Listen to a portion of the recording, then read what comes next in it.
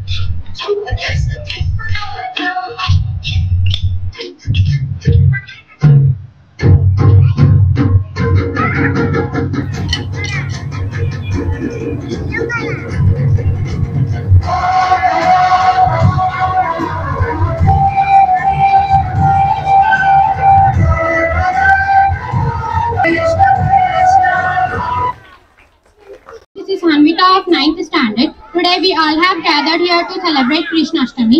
The birth of Lord Krishna is celebrated as Krishnashtami.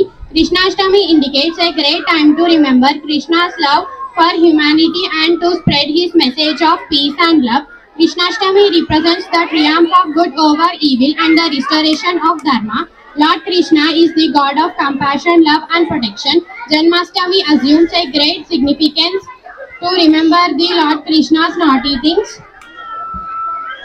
Let us seek strength and courage to follow the truth as taught by Lord Sri Krishna. Thank you. లోకంలో ప్రతి ఒక్కరికి దారి చూపాడు. అయితే భాగవతం ప్రకారం కంసుడి చెల్లెలు దేవకికి వసుదేవునితో వివాహం జరుగుతుంది. దేవకికి అష్టమ గర్భంగా జన్మించే పుత్రుని ద్వారా అతనికి మరణం సంభవిస్తుందని తెలిసి వారిని చెరసాలలో బంధిస్తాడు. అష్టమ గర్భంగా జన్మించిన కృష్ణుడు వసుదేవుని ద్వారా రేపల్లెలోని యశోదానందనుల వద్దకు చేరుతాడు. కృష్ణాష్టమికి పుట్టినరోజు సందర్భంగా రేపల్లెలో అతనికి వేడుకలు చేస్తారు. అయితే ఈ విధంగా శ్రావణ మాసంలో అష్టమి రోజు కృష్ణాష్టమిని జరుపుకుంటారు. ధన్యవాదాలు. శ్రీకృష్ణుడి జన్మదినాన్ని పురస్కరించుకొని మనము శ్రావణ మాసంలో అష్టమి తిథి రోహిణి నక్షత్రాన్ని శ్రీకృష్ణాష్టమిగా నిర్వహించుకుంటాము. కృష్ణుని బాల్యం చాలా అపూర్వమైనది, అమూల్యమైనది. ప్రతి ఒక్కరూ కూడా కృష్ణుని ఎక్కువగా చిన్ని కృష్ణునిగా కొలుస్తూ ఉంటారు. సో ఈ సందర్భంగా మా గాయత్రి విద్యానికేతన్లో ఈరోజు పిల్లలందరికీ కూడా కృష్ణతత్వం గురించి, కృష్ణుని యొక్క బాల్యం గురించి వివరించి శ్రీకృష్ణ జన్మాష్టమి వేడుకలు నిర్వహించుకోవడం జరిగింది. శ్రీకృష్ణుడు బోధించిన భగవద్గీత మనందరికీ ఎంతో మార్గదర్శకమైనది. మన ఎన్నో సమస్యలకు మన అనునిత్యం మనం అనుసరించదగినదైన భగవద్గీత బోధించిన మహానుభావుడు శ్రీకృష్ణుడు. ధర్మానికి నిలువెత్తు రూపం శ్రీరాముడు అయితే అద్భుతానికి నిలువెత్తు రూపం శ్రీకృష్ణుడు. అన్నీ తెలిసి కూడా స్థిర చిత్తంతో ఎలా మెదలుకోవాలో, ఎలా జీవించాలో మనకు బోధించాడు. కృష్ణతత్వం చాలా అద్భుతమైనది. ఈ కృష్ణతత్వం వల్లనే చాలా మంది విదేశీయులు కూడా మన భారతీయ సంస్కృతిని అలవర్చుకుంటున్నారు. ఇస్కాన్ సంస్థ ద్వారా కూడా మన కృష్ణతత్వాన్ని వ్యాపిస్తున్నారు. అందరూ కూడా మన ధర్మం వైపు ఆకర్షితులవుతున్నారు. అందరికీ కూడా కృష్ణాష్టమి జన్మదిన శుభాకాంక్షలు.